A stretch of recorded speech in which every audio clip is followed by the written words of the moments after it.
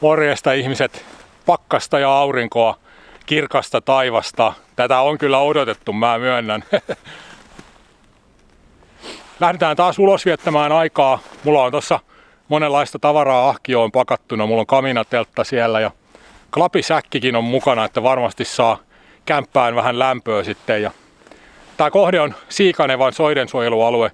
Hiihdellään ensin vähän tässä suolla ja katsellaan kauniita maisemia ja sitten etsitään joku leiripaikka suojelualueen ulkopuolelta ja huominen päivä on myöskin tarkoitus käyttää sitten täällä suolla ihmetellen.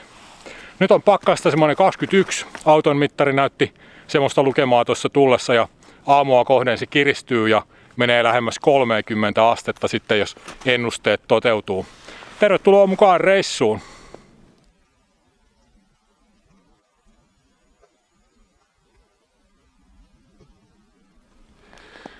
Luonto tuli tosi lähelle tuossa heti kun starttasin liikkeelle, että siinä oli kauhean kesy talitintti, joka pyöri siinä mun ympärillä ja se kävi mun ahkion päällekin siinä useampaan otteeseen ihmettelemässä ja tietysti ruoan toivossa. Ja mä kattelin sitä aikani siinä ja sitten kiinnitin huomioni jo muualle ja sitten kuului sellaista rääkäsyä siitä vierestä. Mä ihmettelin, että mikäs nyt, niin varpuspöllö haki sen tintin siitä pienen männyn oksalta ja mä en ole koskaan nähnyt varpuspöllöä aikaisemmin ja mä oon aina halunnut sen nähdä, koska sehän on siis koko Euroopan pienin pöllö. Se on semmoinen punatulkun kokoinen tai vähän isompi pöllö ja nyt näin oikein aitiopaikalta siitä.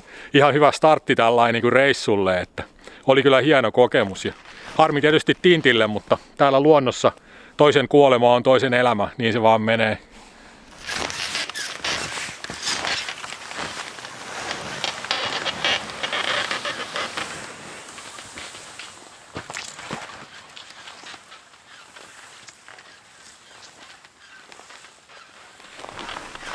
Se oli tämän talvikauden ensimmäinen pieni lasku suksien ja ahkion kanssa. Ei tainnut olla kauhean vakaata meininkiä, ei ainakaan tuntunut siltä. On se kaunista, mahdottoman kaunista. Talvinen päivä ja auringon lasku.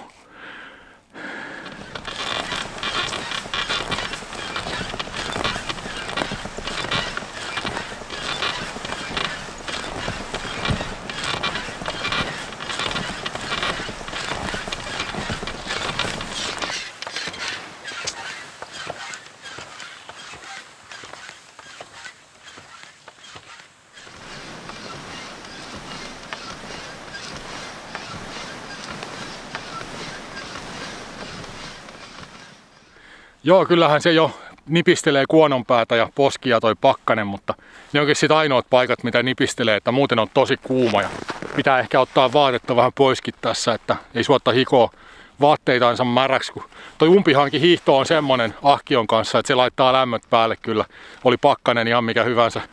On se kauhean nättiä tää tämmönen avara aapasuo, pieniä metsäsaarekkeita ja sitten tätä avaraa avointa tilaa vaikka kuinka paljon.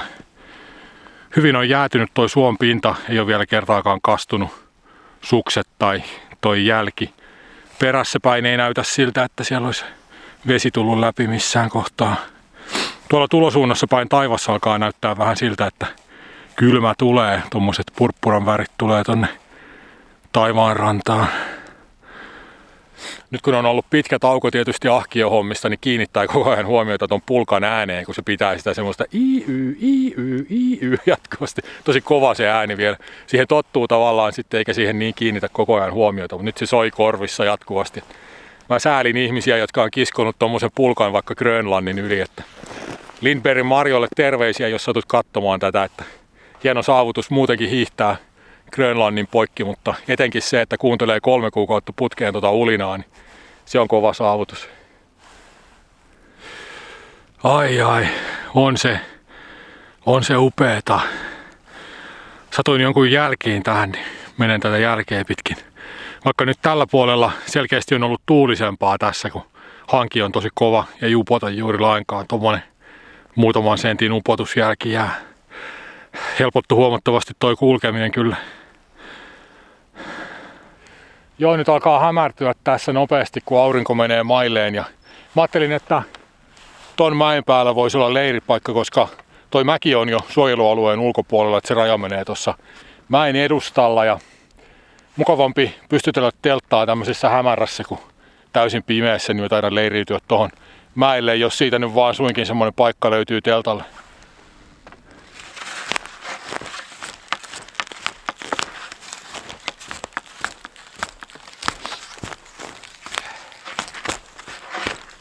Piti kuitenkin siirtyä vielä joku 50 metriä tänne metsään päin.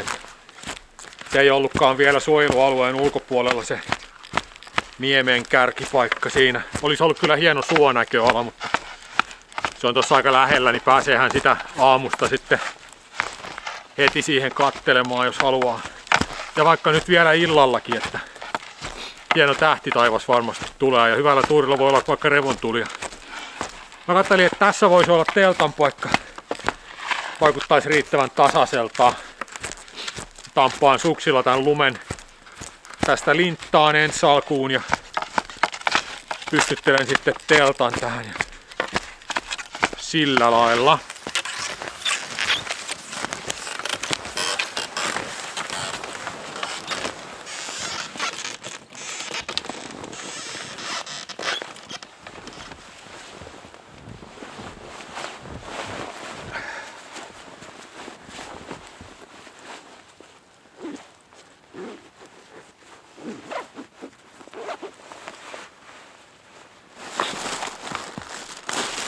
Suklaata ensimmäiseksi totta kai. –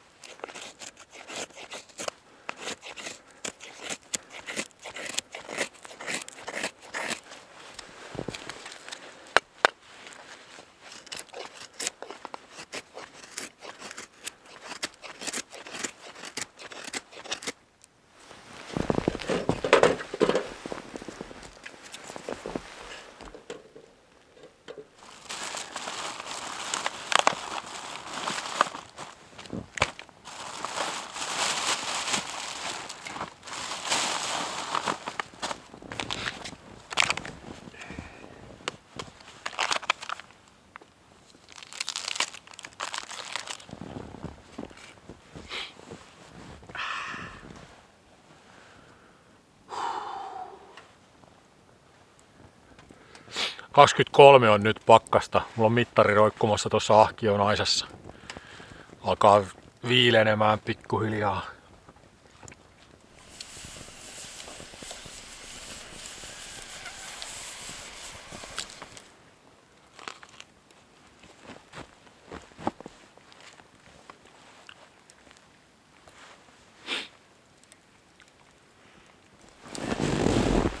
Mä nappasin tämmöiset kiila-aihiot kotoa mukaan, kun tää on itse asiassa rutikuivaa koivua. Tää oli semmonen niinku yksinkertainen kantolaite.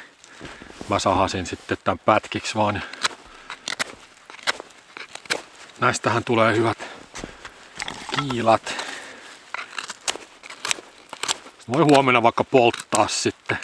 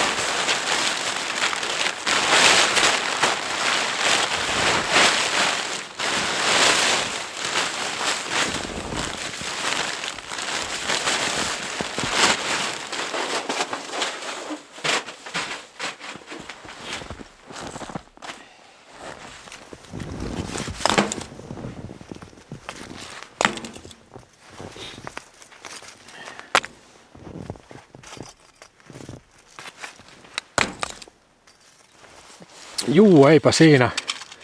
Sitten vaan lämmöt päälle. Kaiken pitäisi olla ihan valmiina sitä varten. Mulla on tuossa ovi auki, että on tuuletusta. Toi kuristin on täältä piipusta niin täysin auki tietysti. Ja viimeksi lähti kauhealla kiukulla palamaan. Toi hormi tekee uskomattoman vaikutuksen kyllä. Vetoa riittää, niin palaminen on tehokasta.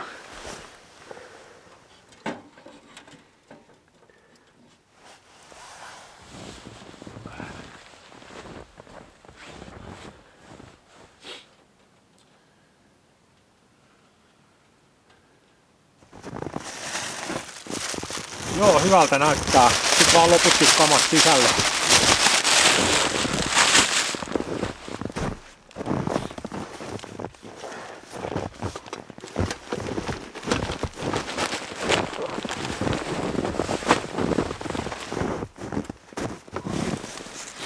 Kyllä on ylellistä. Ulkolämpötila oli -24 viimeksi kun katoin. Eli se on kiristymään päin. Mä toin mittarin sisälle ja tossa tuommoisella 0,5 metrin korkeudella on tossa 5 astetta pakkasta, mutta kyllä täällä käytännössä tuntuu lämpimämmältä. Mittari on tuolla ihan niinku ulkoseinässä tietysti. Joo, tää on oikein kyllä. Heti alkaa vaan niinku rauhkaisee kauheasti ja väsyttää. Nyt mä tuuletin paremmin, ettei ainakaan pitäisi olla mikään häkämyrkytys. Nyt alkaa torppa lämpeämään ihan hyvin, että toi mittari tuolla 0,5 metrin korkeudella, niin se näyttää nyt +8 astetta. Tää ihan niinku maanraja ei nyt tietenkään lämpiä sillä, se nyt on ihan selvä. Mutta että täällä on todella lämmin kyllä ja täällä niinku pään korkeudella, kun tässä näin niinku istuu, niin tosi lämmin on kyllä. Kamina on vaatinut ensimmäisen uhrinsa, mun juomapullon korkin kiinnike valo poikki. Tää pullo oli kaatunut tuohon kaminan nojalle. Niin. Aika ärsyttävää itse asiassa. Mutta se just kertoo tavallaan siitä, että kun on tommonen kuuma kamina tässä keskellä ja näin, niin sitä ei voi sillä niin vaan unohtaa sitä tohon, että se on kuuma ja jos siihen päälle jotakin kaatuu, niin se ei ole hyvä juttu ja näin.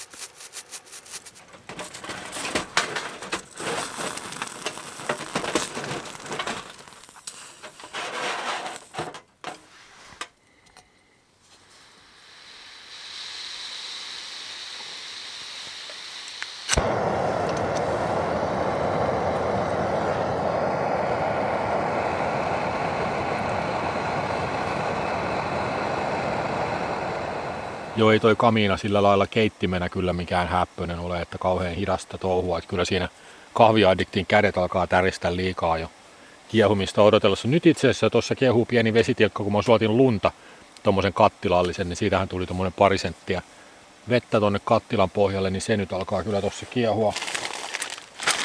Nyt pääruokani tänään olisi kermainen lohikeitto. Erittäin hyvää tämmöiselle pakkasreissulle. Mulla on pakasteena nämä keittojuurekset tässä ja lohen palanen täällä ja yksi kerma ihan jäässä, täytyy se no kyllä sen täältä purkista nyt ulos saa. Valkosipulia reilusti.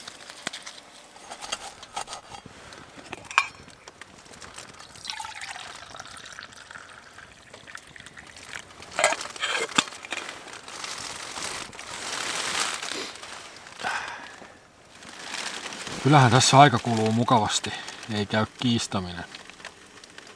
Ja onhan tää nyt vähän toista kuin olla -25 pakkasessa siinä niinku raa'assa ulkoilmassa. Että tässä välillä tavallaan niinku unohtaa hetkeksi, että tuolla muovin ulkopuolella on niin kylmä.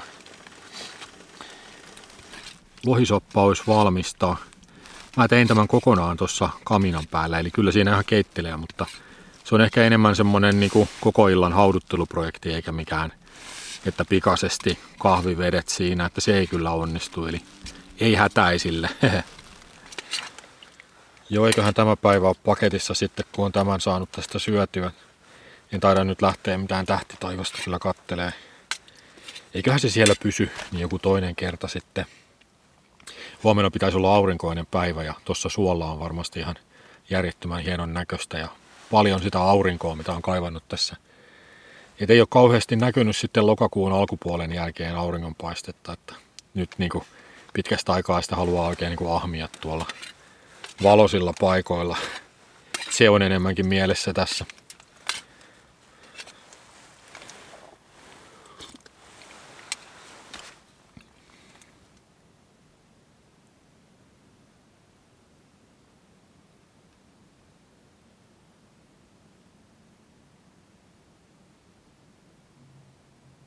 Huomenta. Kaunis pakkasaamu on. Yöllä ei tullut ihan niin kylmä kuin mitä ennusteissa oli, että teltassa oli aamulla -20, kun mä heräsin ja sitten mä siirsin mittarin ulkopuolelle, niin -25 oli ulkona. Ja samanmoista siis kuin mitä iltasella, mutta kyllä tääkin ihan kivasti nipistelee lärviä ja puut pamahtelee lujaa metsässä, kun ne reagoi tuohon pakkaseen. Aurinko tosiaan paistelee ja sininen taivas kyllä kelpaa. Nyt vähän aamukahvia.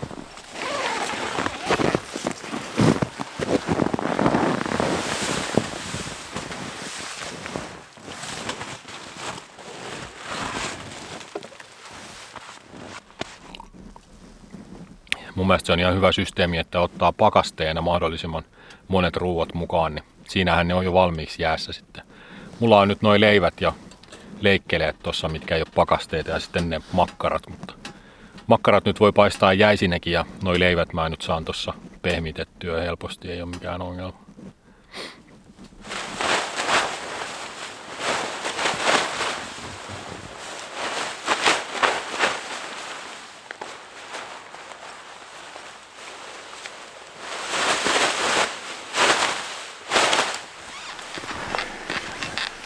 Noin, nyt on leiri purettu ja ollaan takas suolla. Ei tullut auringonpaistetta, tulikin lumisade. Ja tuossa yläpuolella pikkusen näkyy sinistä taivasta, että ei kai se mahdotonta ole, että aurinko pilkahtaisi sieltä. Ei tämäkään huonoa, tosi tämmöistä niinku selkeätä kuitenkin. Pieni lumipyry. Tossa vähän reilu kilsan päässä olisi laavupaikka.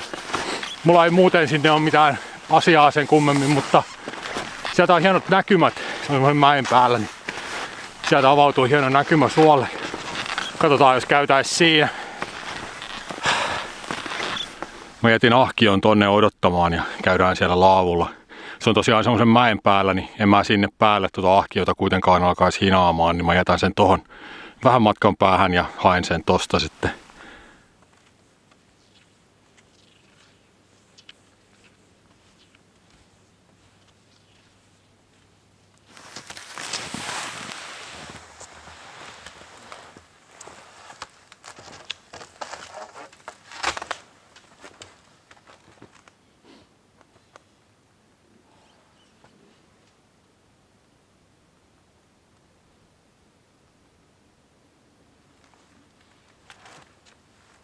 Hienot näkymät aukeaa tonne suolle. Tää on useasti tosi tuulinen paikka, mutta nyt kun on vähän kovempi pakkanen, niin tuuli on vastaavasti sitten rauhallisempi. Jossain täällä suolla on lentokoneen hylky sillä, että siitä näkyy vaan se pyrstö vai perä vai mikä se nimeltään on se loppupää siitä koneesta, mutta se on uponnut sinne suohon. Täällä on ollut joku lento-onnettomuus joskus. Mä oon lukenut sen tarinan, mutta en muista ulkoa, että miten se meni. Jotenkin huvittavan tuntusta nyt täällä, kun on ihan hiljasta ja pysähtynyt. Tää on niin vilkas retkikohde kesäaikaan, että tässä on lämpimänä kesäpäivänä helposti 20 ihmistä samanaikaisesti ja kauhea hälinä ja kuhina ja koirat juoksee ympyrää ja semmoista hulinaa. Että nyt on aivan niin kuin hiljasta ja pysähtynyt. Tosi erikoinenkin tunnelma tavallaan.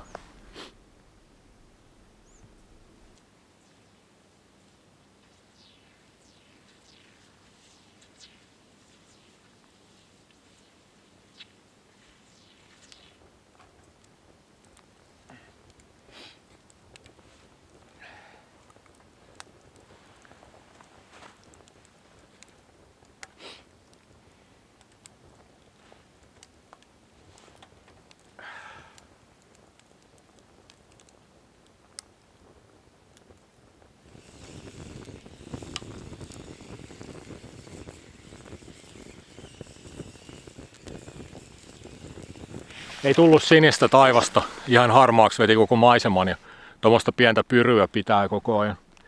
Ei se haittaa, kyllä tässä sitten kun kevät vähän etenee, niin aletaan varmasti saamaan sitä auringonpaistetta enenevissä määrin. Ja lämpötilahan on pysytellyt suunnilleen samana tässä koko reissun ajan siinä -20 tuntumassa ja vähän ylitte, että sillä lailla. Hyvä reissu on ollut taas, hyvin käytettyä aikaa elämästä täällä retkellä ja semmoista pientä seikkailua ja vapauden tunnetta luonnossa. Ja se tankki ei täyty, että mä kaipaan sitä aina uudelleen ja uudelleen ja täytyy taas päästä reissuun. Ja tämmöiset yhden yön retketkin on tosi antoisia ja näille aina haluaa lähteä uudestaan ja uudestaan. Se oli tosi kova juttu, kun näin sen varpuspöllön. Mä oon vieläkin palannut mielessäni uusiksi aina siihen niin kuin tavallaan miettinyt sitä tilannetta ja miltä se näytti se pöllö ja se tilanne siinä. Ja sehän on semmoinen pikku pahispöllö. Se pyydystää noita melkein itsensä kokoisia pikkulintuja ja se vie niitä koloihin ja pakastaa niitä. Sillä on semmoisia kätköjä. Niin sitten kun on semmoinen päivä, ettei jaksa saalistaa, niin saa sieltä pakkasesta sitten kuitenkin talitinttiä lautaselle. Aika fiksua ja nerokasta kyllä. Kyllä luonto osaa hoitaa hommat. Mutta ei mulla nyt muuta. Minä kiitän seurasta ja seuraavassa videossa taas jatketaan. Morjens!